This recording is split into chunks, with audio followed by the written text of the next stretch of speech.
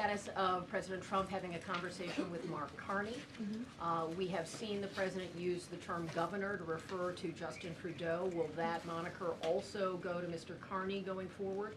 And is the decision to increase the tariffs, is that based on a specific economic metric that he looked at? Is it impulse? How would you describe his reaction to candidates? The president has not yet spoken to Mr. Carney, not since I checked, which was just moments ago. But certainly his phone is always open to leaders who wish to speak with him.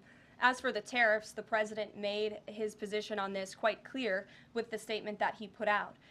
And it was a retaliatory statement due to the escalation of rhetoric that we've seen out of Ontario, Canada.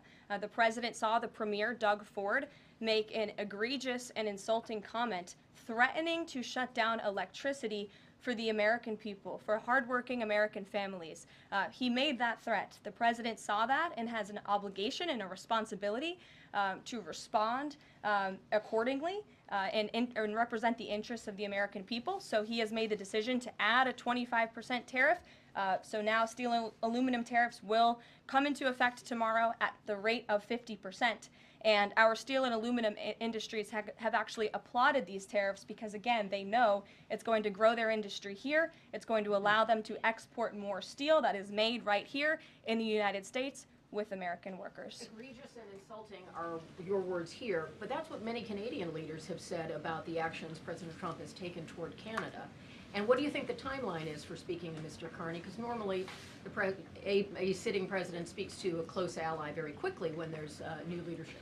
Well, the president is, again, responding to the fact that Canada has been ripping off the United States of America and hardworking Americans for decades. If you look at the rates of tariffs across the board that Canadians have been imposing on the American people and our workers here, it is egregious. In fact, I have a handy-dandy chart here that shows not just Canada, but the rate of tariffs across the board. If you look at Canada, since you brought it up, American cheese and butter, nearly 300% tariff.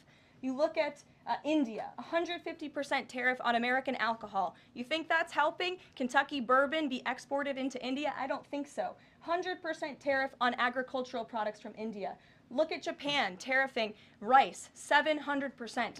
President Trump believes in reciprocity, and it is about dang time that we have a president who actually looks out for the interests of American businesses and workers. And all he's asking for at the end of the day are fair and balanced trade practices, and unfortunately, Canada has not been treating us very fairly at all over the past several decades.